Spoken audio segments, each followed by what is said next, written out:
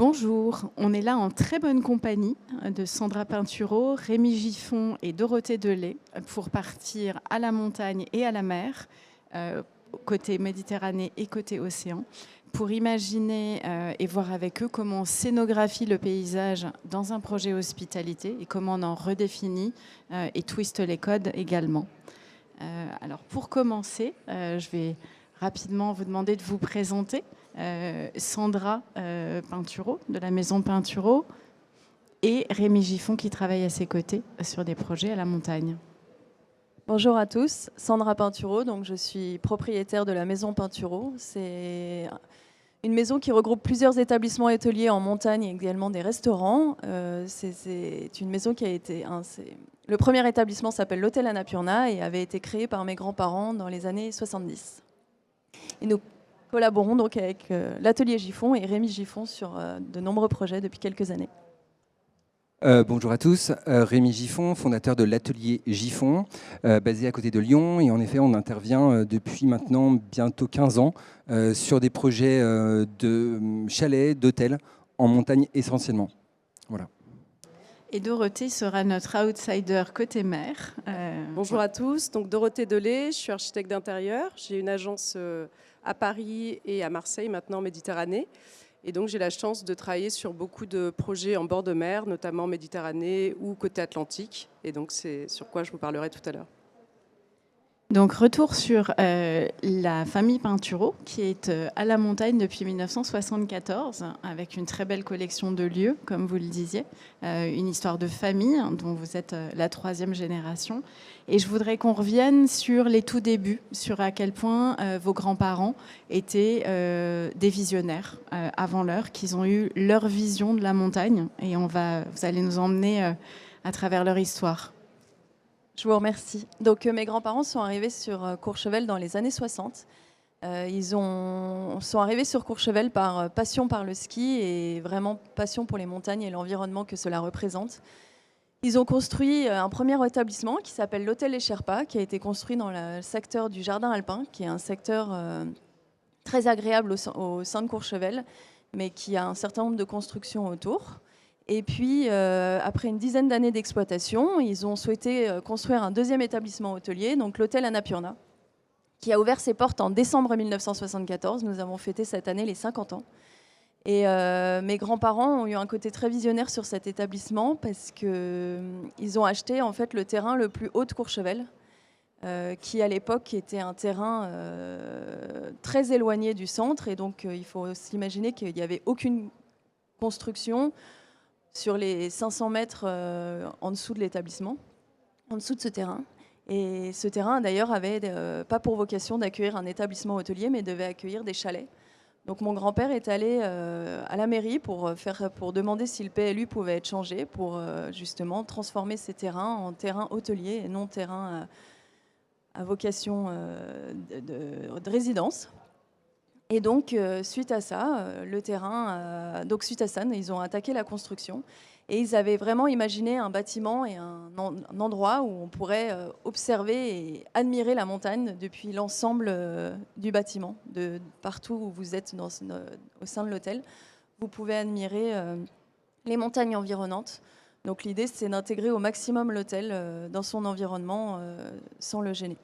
Quand on s'est parlé avant la conférence, j'ai repris certains de vos propos et c'était de dire à quel point c'était novateur d'aller aussi haut dans la station, loin du centre, vraiment de rompre avec les codes habituels du centre de village, tout aussi novateur de percer de grandes ouvertures pour maximiser la vue. Je pense qu'aujourd'hui, on va tous à la montagne pour avoir la vue, mais à l'époque, les chalets alpins, c'était beaucoup plus fermé comme architecture.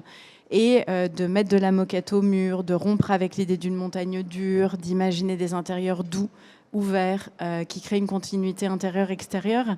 Et ça m'a beaucoup marqué de repartir avec vous 50 ans plus tôt et de voir comment ils avaient imaginé un lieu qui est tout droit sorti d'un film, en fait, tellement scénographié qu'on imagine pouvoir y tourner un James Bond de l'époque, non ? Alors c'est vrai que justement ils ont cassé un peu les codes par rapport à l'architecture qui se faisait à l'époque. Alors on retrouve quand même des signatures des années 70, donc la moquette au mur était effectivement les codes qu'on retrouvait beaucoup dans les années 70, mais ces grandes baies vitrées effectivement qui allaient à l'époque donc du plafond jusqu'au sol étaient des choses qui se faisaient très peu et surtout en montagne. Parce que, comme vous le savez, l'environnement en montagne peut être hostile par moment, pouvait l'être en tout cas à l'époque. Et donc, c'était nécessaire en général de créer des cloisons très épaisses pour s'isoler de l'extérieur, avec des petites ouvertures pour éviter de faire rentrer le froid.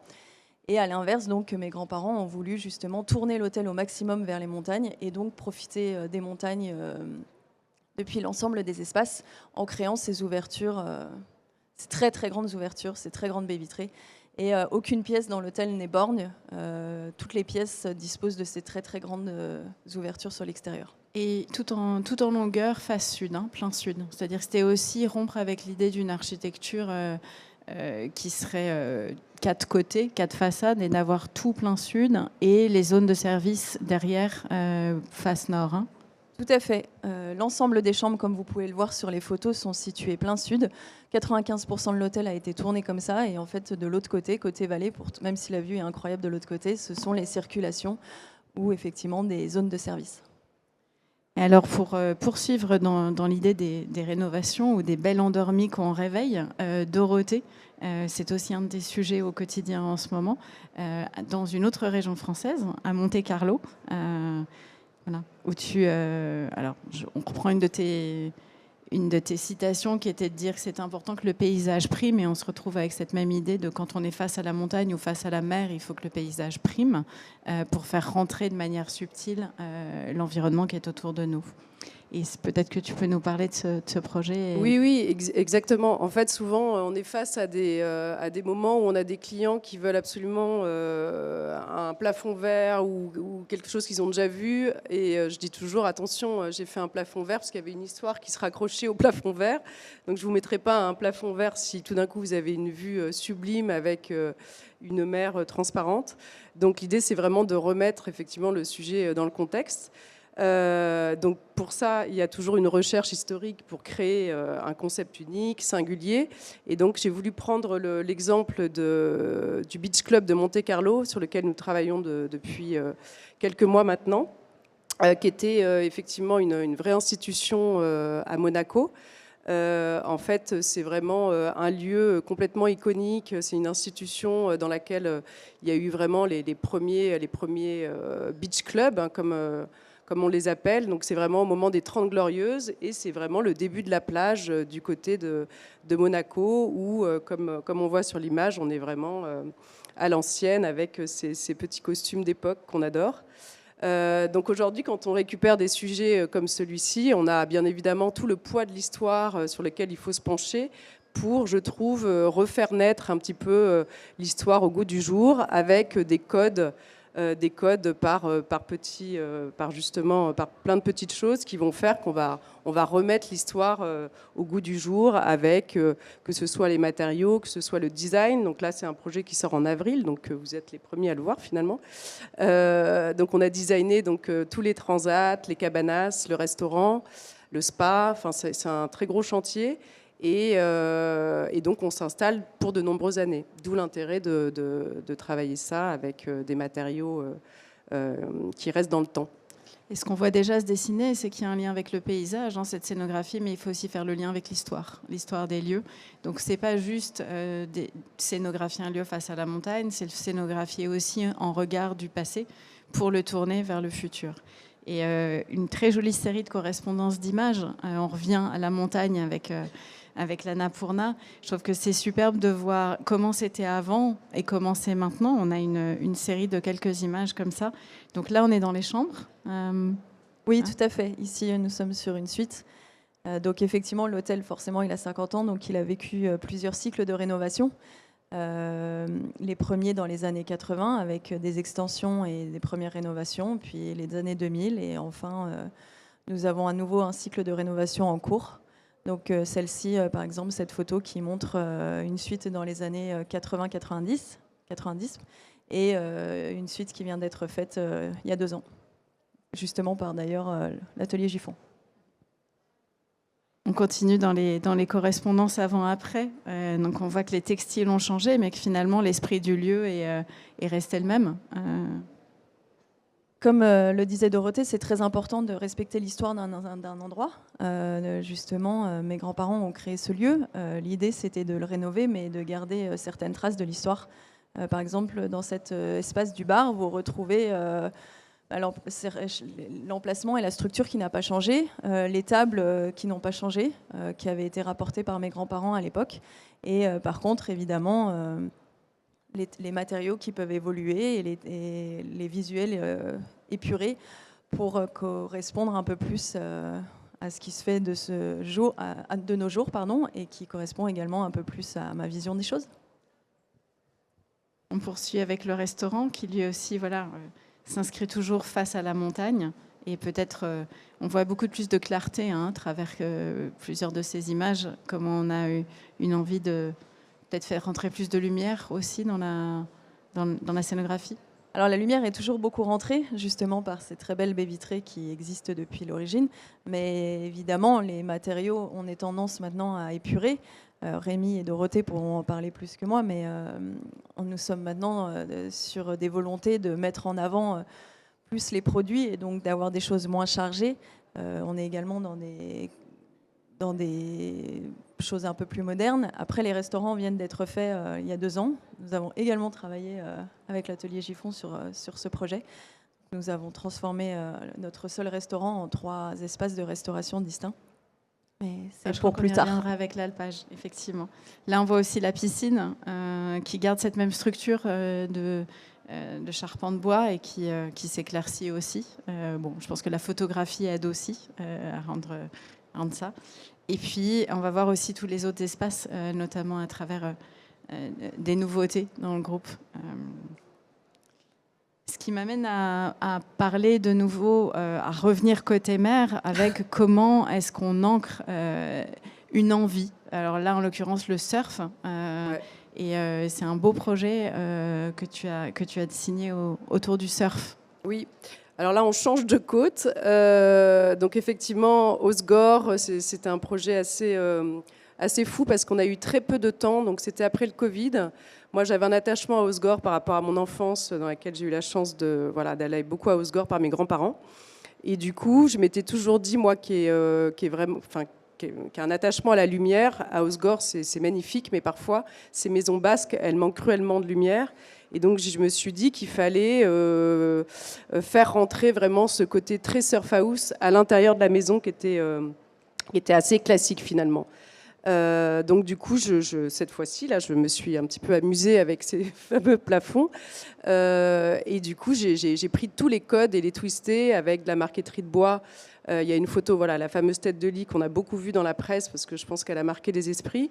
C'est parti du fait que je trouve que c'est très important quand on loue des maisons d'exception comme ça, à ces prix-là, ou que ce soit dans un hôtel, c'est important de se sentir, je trouve qu'on signe des projets, non pas pour nous, mais pour ce que les gens viennent chercher. Donc à Osgore, moi je loue une maison très chère, j'ai envie de me sentir à Osgore avec tous les codes que ça engendre liés au surf. Et du coup, je pars toujours du principe que si vous avez mauvais temps, si je suis au bord de cette cheminée, je me sens quand même à Osgore avec tous les codes basques. Donc le plafond vert, le soleil dans les chambres jaunes, tout le travail de curation qu'on a fait avec des curateurs justement d'art. Et puis, toujours pareil, beaucoup de design sur mesure, des matériaux locaux, sourcer un maximum de gens en local pour justement mettre en valeur le travail de ces artisans. Et puis, encore une fois, plein de petits échos. C'est-à-dire que là, quand on voit ce marbre bleu dans la douche, on sait que potentiellement, on n'est pas à la montagne. Enfin, en tout cas, je ne le mettrai pas forcément à la montagne. Pareil sur la tête de lit, le petit, pareil, le dessin de dressing. Je trouve que c'est des échos à d'autres choses, au golf, à tout ce qui est bord de mer et tout le côté lifestyle que ça engendre de se retrouver dans les Landes. Et de l'esprit villégiature, aussi le lien avec les débuts de la villégiature. Il y a une grande forme d'intemporalité dans tous ces projets aussi. On se rend compte que c'est à la fois moderne, mais que ça peut durer dans le temps. On n'est pas dans quelque chose de nourri par par le paysage. Ce qui nous amène au chalet Altaï, qui est peut-être le dernier né de la dynastie Pinturo, qui sont 3 nouveaux chalets dessinés en particulier avec votre frère, Alexis Pinturo, et vous, Rémi. Donc, vous allez peut-être pouvoir nous parler de ces chalets. Oui, en effet, ces chalets ont déjà une particularité pour se trouver à l'extrémité d'un chemin, avec un environnement du coup particulièrement beau, de forêt, de paysages à perte de vue. Donc du coup, c'est vraiment 3 chalets qui se trouvent assez isolés finalement et qui donnent aussi, qui contribuent au charme de ce lieu. 3 chalets qui sont reliés notamment par un sous-sol commun, un spa dont on parlera juste après. Ces chalets, en effet, ont été conçus et pensés en collaboration étroite avec Alexis Pinturo, le frère de Sandra, qui avait vraiment le souhait de changer des codes dans une démarche d'éco-conception, dans une démarche de réemploi, d'utilisation de meubles de seconde main également. Et donc du coup, ces chalets sont notamment en ossature bois, avec un chauffage granulé bois, triple vitrage. Donc on est sur des rapports, également un rapport à la lumière, où on voit, comme à l'hôtel Annapurna, beaucoup de lumière et puis beaucoup de vues sur l'extérieur. Une conception pour commenter l'image qu'il y a actuellement du plateau de vie qui se situe au dernier étage, volontairement pour être le plus haut possible, pour voir au mieux son environnement et puis pour être baigné de lumière. Je pense que c'est important là, c'est de voir à quel point tous les codes de la montagne sont présents, la présence de la cheminée, mais que les espaces ont été ouverts. C'est-à-dire qu'on a les mêmes formes de charpente, le même rappel du bois, la présence de la montagne, mais finalement, il n'y a plus aucun mur. Donc on est dans un espace de vie tout venant, avec cette même forme de convivialité, de cuisine ouverte, de manière contemporaine. Exactement. Aujourd'hui, ces chalets sont destinés à la location pour des familles de 6 à 12 personnes par chalet. De ce fait, on a vraiment des plateaux de vie libres pour que les échanges soient les plus conviviaux possibles, et où on puisse échanger, partager, vivre le retour au ski, les soirées, de manière le plus conviviale possible. Cette cheminée mais centrale, c'est une cheminée comme une décoration ou qui fait référence au feu de bois, où on peut venir se mettre autour. Voilà. Et je poursuis sur les détails, parce qu'il y a le feu de bois, le bois, la cheminée, mais il y a aussi tout ce qui fait référence directement ou indirectement à l'univers de la montagne, comme un écossais, comme la paille qui a été très intelligemment utilisée comme isolation et en même temps élément décoratif, complètement éco-sourcé et qui rappelle les granges alpines. Je trouve qu'à travers ces 3 images, on voit bien le lien avec la montagne et le choix des matériaux qui font écho à l'univers alpin.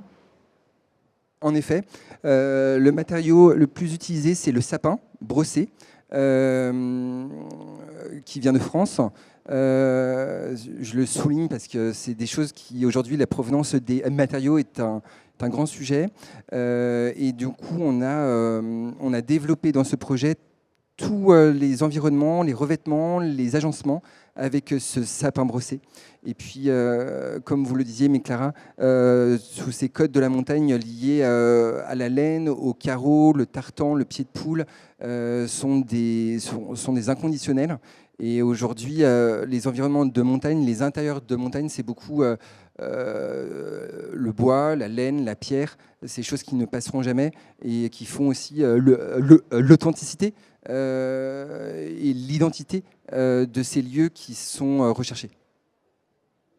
Et on continue de voir des espaces, donc là l'espace bien-être, avec cette idée de la voile, du voyage aussi, de ramener l'extérieur à l'intérieur. Oui, tout à fait. C'était un souhait d'Alexis Pinturo qui a beaucoup voyagé, qui aime énormément l'eau, la plongée, la voile. Et ainsi, c'était de faire une référence au voyage au travers de ce spa.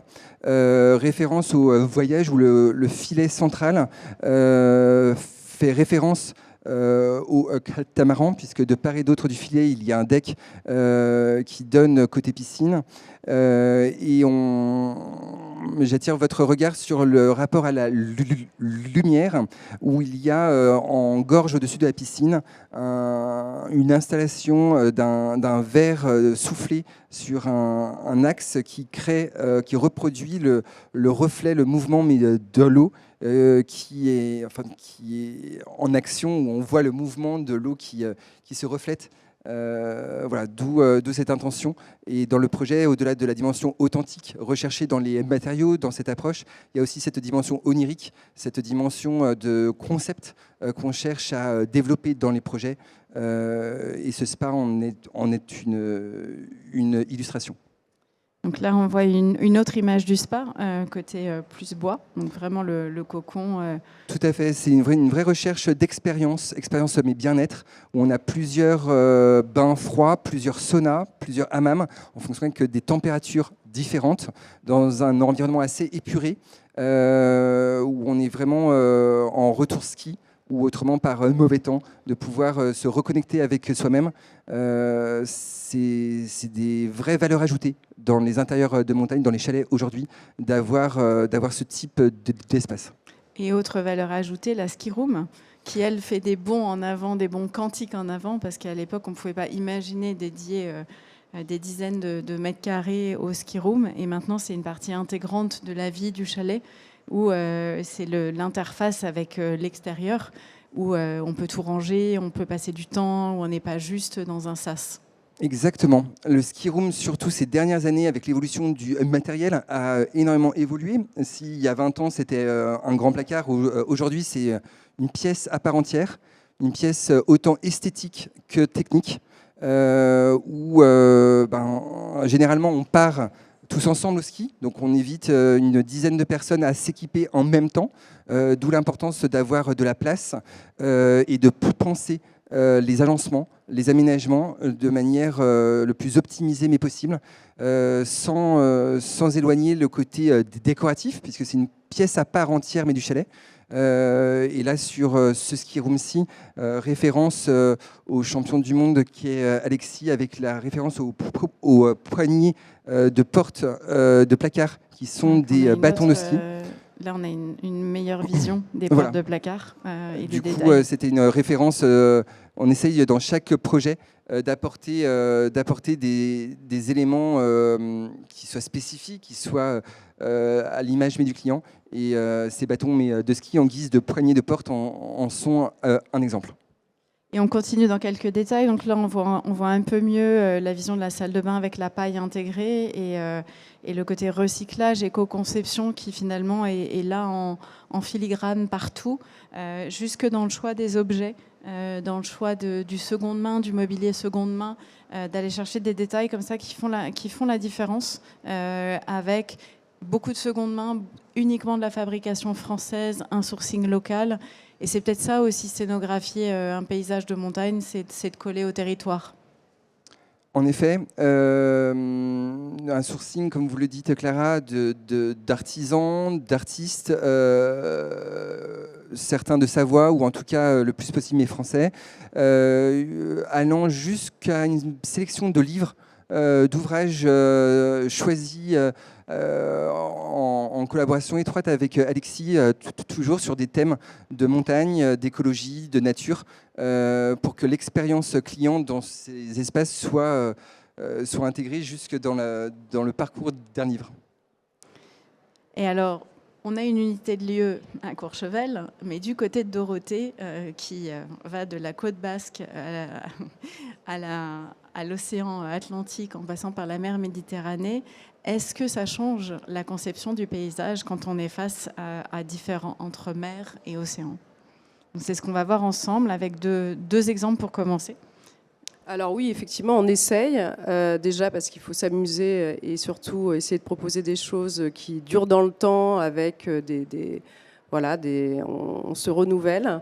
Par exemple, ce projet est un 5 étoiles qui verra le jour dans quelques mois dans le sud de la France, du côté de Bandol. Bandol, c'est l'anse de René Cros dans lequel le bâtiment donne complètement sur l'eau. Donc c'est assez magique comme décor. Et l'idée, comme je disais tout à l'heure, c'est vraiment que la décoration ne prenne pas trop le pas sur l'extérieur. Donc du coup, là, l'idée, c'était d'avoir quelque chose de très frais, très naturel, qui fait penser au sud de la France, et le twister avec quelques codes, que ce soit les luminaires, toujours très important, les luminaires, d'avoir et la belle lumière qui s'adapte tout au long de la journée, et toujours faire référence à des matériaux qui font écho à la roche, au fond marin, enfin voilà. En fait, il faut vraiment trouver des matériaux qui viennent rappeler l'extérieur, mais de manière très subtile, sans prendre le pas, toujours sur le paysage. Là, on a l'impression peut-être d'être dans une cabine de bateau. La photo Voilà, est magnifique, d'avoir la vague qui est omniprésente. Alors c'est vrai que moi, les codes nautiques, je m'en inspire beaucoup parce que déjà j'aime ça. Et je trouve que c'est des codes avec des lignes très franches et qui vieillissent très bien. C'est un éternel recommencement, le design. Donc c'est vrai que c'est intéressant d'aller chercher des lignes qui sont très pures. Et donc tout ce design qu'on peut retrouver, que ce soit dans le mobilier ou dans une tête de lit, c'est vrai que ça fait écho effectivement à la mer, au bateau. Les tissus aussi, aujourd'hui, on a la chance d'avoir des éditeurs qui se renouvellent sans cesse avec des archives infinies, avec des jolis motifs corailleux, le bayadère, le verre soufflé, la roche. Enfin, voilà, moi je viens travailler en fait avec des artisans locaux qu'on va vraiment pousser dans des recherches de matières qui font écho au paysage et à l'environnement en permanence. Donc l'idée, c'est de ne pas faire, encore une fois, des luminaires qui seront les mêmes sur un autre projet. Donc on va vraiment tout le temps aller chercher de la nouveauté. C'est ce qu'on a essayé de raconter dans l'expo que j'ai également à Paris en ce moment sur des luminaires qu'on a travaillé avec notamment une plasticienne qui travaille du verre soufflé avec des émaux de verre. Et à la cuisson, ça fait des jolis reflets qui font écho toujours, soit à la mer, soit au soleil. Enfin, c'est assez solaire. C'est ce que j'aime dans ces codes. Oui, Dorothée nous fait l'honneur de nous dévoiler ce projet qui verra jour dans quelques mois, comme elle le disait, donc avec des intérieurs qui transpirent le soleil d'une certaine manière, avec ces détails de coraux, de tissus coralliens. Ouais, l'idée, c'est vraiment d'avoir des décors chics et chaleureux tout en étant extrêmement intemporels. Donc il faut une rénovation de 5 étoiles. Il faut savoir qu'on part quand même sur une vingtaine d'années. Aujourd'hui, avec la décoration, il faut quand même être extrêmement prudent d'avoir un curseur qui fait qu'on n'est pas démodé. Donc je trouve que c'est toujours un travail un décor réussi, c'est vraiment se projeter dans l'avenir en disant est-ce que je serai toujours aussi fière de ce décor dans 20 ans. Et donc je pense que quand je regardais les photos de votre hôtel il y a 70 ans, je trouve qu'aujourd'hui c'est un éternel recommencement parce qu'on sait bien que certains codes reviennent et sont retravaillés par des designers et finalement sont encore complètement au goût du jour. Donc là, par exemple, le revêtement du desk, c'est avec de la nacre.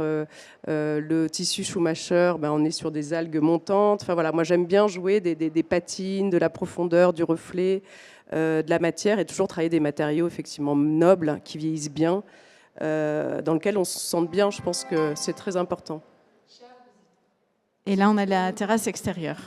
Terrasse extérieure, dont on sent le reflet du soleil, qu'il soit là ou pas là. Donc là, on est à l'heure du cocktail, de la golden hour. L'idée, c'est toujours pareil, de se sentir bien à n'importe quelle heure de la journée. C'est important de signer des décors qui ne sont pas trop rigides, qui vieillissent bien, dans lesquels on se sente bien, et de faire rentrer encore des artisans d'art. Là, par exemple, je pense à la pièce qui qui est en fond dans l'arche, ça c'est par exemple c'est de la marqueterie de bois qui est sculptée, qui est teintée dans des bleus profonds. Ça donne encore une fois des objets qui révèlent un peu le décor et qui signent justement les espaces.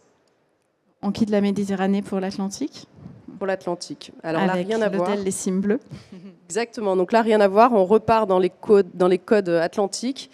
Donc là, c'est une construction d'hôtel dans lequel l'idée, c'était de mettre en valeur un petit peu les codes baulois, qui sont des codes tout à fait différents. Et donc, l'idée, c'était vraiment de faire écho à ce côté sport chic de l'Atlantique, avec justement tous ces tons du sport, donc que ce soit justement le côté terracotta, vert, qui font penser un peu au clubhouse, et sortir un peu des codes bayadères, bleu ciel et blanc, qu'on a beaucoup vu pendant des années. Donc là, c'était vraiment le côté sport chic, à travers justement, encore une fois, des matériaux pérennes, et du design qui fait que on est quand même dans des grandes brasseries dans lesquelles on se réchauffe à travers les matériaux et dans lesquelles on raconte une histoire. Donc dans cet hôtel, on a fait 3 thématiques qui tournent autour de ce côté sport, et on a été chercher encore une fois du design qui moi me font penser au sport. Voilà, merci, j'attendais. Du coup, cette tête de lit, par exemple, on est dans de la laque, on est dans le petit twist de cette virgule qui, moi, me fait penser au code du sport. Donc, on est dans les oranges. C'est un peu la rencontre de Hermès et de Lacoste, hein, si je devais résumer. Et donc, tous ces tons, pour moi, c'est ce côté chic, c'est un peu le petit détail qu'on a envie de retrouver sur une chaussette, sur un vêtement, sur un intérieur. Donc, par exemple, tout le mobilier a été fait sur mesure. On vient travailler, voilà, là on fait écho à la balle de golf, si vous avez bien compris, sur la table basse. Le bois, voilà, le bayadère, le orangé, qui rassure et qui conforte quand on n'a pas toujours un temps au rendez-vous.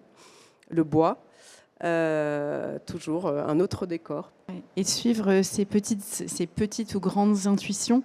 Je crois que c'est aussi ce qui vous a guidé sur l'Alpage.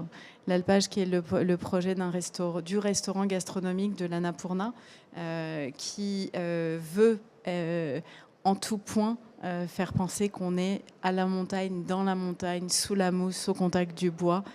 Et tout a été fait pour que la scénographie nous rappelle à la montagne. Alors, ce restaurant, effectivement, a été pensé quand on a fait la refonte de notre restaurant unique en 3 espaces de restauration. On a donc travaillé avec Rémi, comme je l'avais stipulé tout à l'heure. Alpage, l'idée, c'était donc de faire un restaurant gastronomique, mais qui soit complètement immersif. Ça a été le premier mot, je pense, que j'ai dit à Rémi quand on s'est rencontrés pour parler et créer le projet de ce restaurant. L'idée était vraiment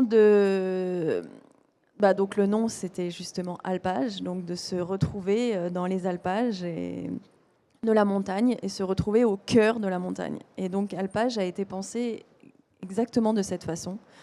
Donc l'idée, c'était d'être au cœur d'une forêt, être au cœur de ces alpages. Donc effectivement, le sol en moquette, en 2 textures, représente la moquette ou la mousse, ou l'herbe que l'on peut toucher ou en tout cas penser quand on se promène en forêt. Ensuite, comme c'est un restaurant qui est ouvert que le soir, pour le dîner, nous avons pensé l'idée d'une balade au clair de lune. Donc nous avons ce luminaire en forme de lune qui rappelle justement ce moment intime et unique à partager avec des amis ou en famille. Et ensuite, nous avons été évidemment chercher le bois qui représente évidemment la montagne, qui représente évidemment la forêt. Et donc, et également la pierre. Donc, si vous regardez les tables du restaurant, en fait, elles ont été faites sur mesure. Et nous sommes allés chercher les pierres avec Rémi. Donc, elles sont des pierres qui viennent de la... C'est du granit du Mont Blanc. du granit, mais du Mont-Blanc qu'on est en effet allé choisir en carrière. Et il y a vraiment ce lien recherché entre le dedans et le dehors. Aujourd'hui, cette salle forme un L et est très vitrée sur la forêt qui est elle-même éclairée, mais le soir. Il y a vraiment cette recherche d'expérience qui met en exergue nos 5 sens en faisant la part belle à l'assiette du chef Jean-Rémy Caillon dans une expérience des 5 sens. Donc il y a une dimension acoustique avec une vraie recherche de coque en plafond qui est absorbante. Pour Louis également, avec une expérience son où il y a des bandes son spécifiques aussi. Oui, tout à fait. En fait, comme le dit Rémi, nous avons pensé ce restaurant, donc, comme je l'expliquais, comme une immersion, et donc les 5 sens sont utilisés. Donc évidemment, l'odeur avec la cuisine du chef. Et donc il faut savoir également que ce restaurant a été pensé complètement ouvert sur la cuisine. L'idée, c'était de casser justement les codes, comme l'a expliqué Rémi. Et donc on ne voit plus la différence entre l'intérieur et l'extérieur, entre la salle et la cuisine. L'idée, c'est d'avoir une seule unité, une seule entité. Et donc, nous allons donc retrouver, comme je le disais, les 5 sens, avec l'odeur, avec le son. Nous avons travaillé avec le couturier du son qui a pensé la musique de ce restaurant et surtout les sons de ce restaurant en utilisant des sons qu'on peut retrouver à la montagne. Quelqu'un qui marche dans la neige, un oiseau qui chante ou qui fait les bruits qu'il peut faire au fur et à mesure de la journée et surtout la nuit. Également l'eau d'un ruisseau qui s'écoule. Nous retrouvons l'ensemble de ces sons, donc on vient travailler également ce sens-là. Évidemment, après le goût, avec la cuisine du chef Jean-Rémy Caillon. J'aimerais y revenir sur le goût, parce qu'on parle beaucoup de la scénographie intérieure-extérieure, comment il y a une continuité absolue entre le paysage extérieur et l'intérieur du restaurant. Mais il y a aussi toute une autre scénographie qui peut être le décor en contrepoint d'une assiette, où tout est reflet du paysage alentour, où la quête du bon produit auprès des agriculteurs locaux, où toute une carte de montagne et une gastronomie de montagne en fait viennent aussi faire écho à la décoration ou inversement. Tout à fait. Merci Clara de souligner ce point. Effectivement, nous travaillons qu'avec des fournisseurs et producteurs locaux. Que ce soit sur la vaisselle que vous pouvez retrouver, qui a été faite par notre céramiste Anne Marmottan, qui habite à quelques kilomètres de chez nous, qui a été faite sur mesure pour les restaurants. Ensuite, que ce soit les produits utilisés dans l'assiette par le chef. Tous les lundis, d'ailleurs, par exemple, notre seconde adjointe de notre chef part rencontrer les petits producteurs et de la région pour aller chercher directement les produits au cœur, directement chez eux.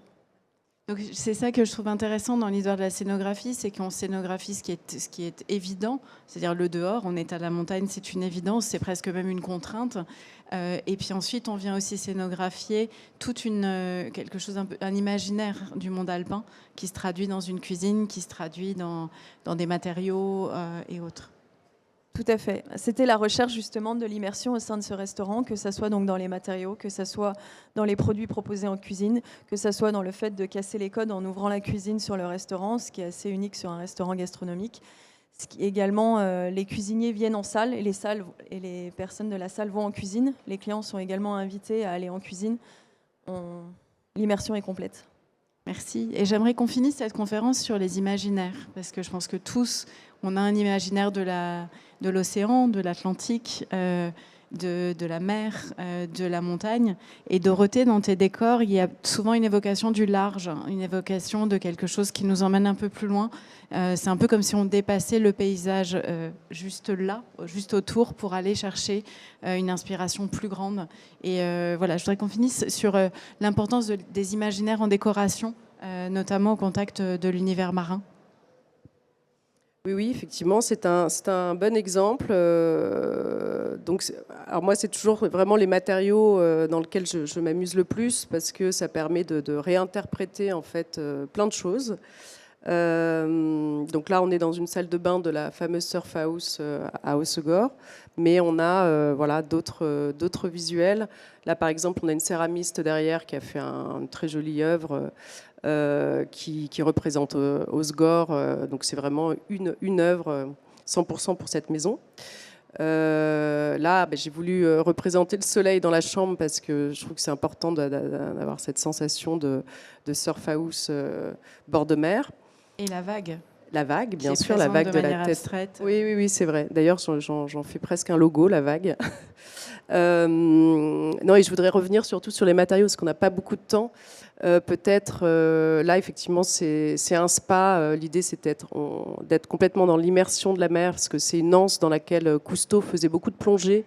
Donc, j'ai voulu faire un clin d'œil à Cousteau et tout son travail marin dans cet hôtel. Et il y a aussi, donc là, tête de lit en céramique, alliée au tressage de bois, la petite mouette sur la tête de lit du tissu Schumacher. Enfin voilà, il y a un milliard de lectures possibles sur tous ces petits détails, hein, qui sont toujours une multitude de petites choses qui font un lieu. Et du coup, voilà, je voudrais revenir sur ces matériaux parce qu'en fait, il n'y a qu'avec des artisans qu'on peut faire ça, et on a cette chance extraordinaire, c'est de pouvoir développer des choses grâce à ces artisans qui vont toujours plus loin et donc qui font vraiment tout un travail de développement autour de plein de matériaux différents, que ce soit la marqueterie de bois, que ce soit la céramique, là, on est vraiment la cuisson. dans les imaginaires. Voilà. Donc là, ça, c'est tout ce que j'aime. Donc, par exemple, cette table basse, elle a été réalisée par un duo que j'aime beaucoup qui s'appelle Carl et Desmarqués, qui travaille le bois et la sculpture de bois et qui ancrent leur bois avec de l'encre végétale. Le tissu du milieu, c'est Schumacher. Je trouve qu'il est très beau parce que, encore une fois, il est végétal. Et pour moi, ça reste du motif, mais tout en étant intemporel. Et la photo de droite, donc c'est des appliques que j'ai développées avec une plasticienne dont je lance la commercialisation. Et donc c'est vraiment un travail de terre avec un travail de cuisson à base de verre. Et donc tout ça forme à la cuisson une espèce de matérialité complètement dingue qui fait des reflets et qui, pour moi, inspire encore une fois des belles plongées en fond marin. Et donc, je trouve qu'on est vraiment à la rencontre entre, justement, entre l'applique et le côté sculptural d'un bel objet. Donc c'est vrai que moi, j'aime les éclairages qui sont presque des œuvres d'art, et je trouve que ça signe des décors de manière assez belle, de donner cette profondeur, profondeur, reflet, etc. Ce que je trouve formidable sur cette dernière slide, c'est que finalement, on ne sait plus si on est à la mer ou à la montagne. Exactement. On pourrait être dans un là, ça peut être très neigeux aussi, effectivement, un glacier. Et c'est tout à l'heure, en parlant du spa, des chalets Altaï, où il y avait ce reflet bleu et de l'eau. La montagne, c'est aussi les ruisseaux en plein été. On voit souvent la montagne comme blanche, mais les chalets vivent toute l'année. C'est verdoyant, c'est fleuri. Ce n'est pas qu'un univers neigeux. Donc c'est aussi, vous créez des décors, je pense tous autant que vous êtes, qui sont à la fois intemporels, mais aussi versatiles, qui accueillent aussi bien le soleil que le brouillard, aussi bien l'hiver que l'été, parce qu'on pense à la Méditerranée plein soleil, mais la Méditerranée l'hiver, voilà. Et peut-être finir cette conférence sur comment vous vivez les lieux, peut-être la montagne en été et la mer en hiver, vu qu'on est au cœur de l'hiver. C'est vrai que la montagne en été, c'est magnifique. Justement, les chalets Altaï sont ouverts toute l'année et notre autre établissement, l'hôtel Les Peupliers également. Et d'ailleurs, si on retrouve les codes de alpage, alpage c'est vert et c'est pas blanc. Donc on retrouve justement ce côté, la montagne et les alpages durant l'intersaison. Donc les couleurs de la nature sont magnifiques toute saison et c'est important de profiter et de vivre chaque saison dans chaque environnement. Moi, ce que je trouve complètement surprenant, c'est qu'entre l'hiver et l'été, en un même lieu, tout est différent. Les couleurs, évidemment, mais je ne sais pas si vous avez déjà fait cette expérience, justement, d'être en montagne à ces deux saisons dans un même endroit. Et l'un n'est pas mieux que l'autre, à mon sens, mais c'est d'un niveau de ressourcement très important et très inspirant. Pour peu que les décors aient été bien pensés quand même et qu'on s'y sente bien. Et toi, Dorothée, pour finir? Non, mais je pense que c'est comme les tableaux, il faut que le décor, que le décor change en fonction de la temporalité. Donc, effectivement, un décor réussi, c'est qu'en fonction de l'heure à laquelle on le vit, on n'a pas la même chose. Et la mer, c'est pareil, enfin la mer ou la montagne, bien sûr.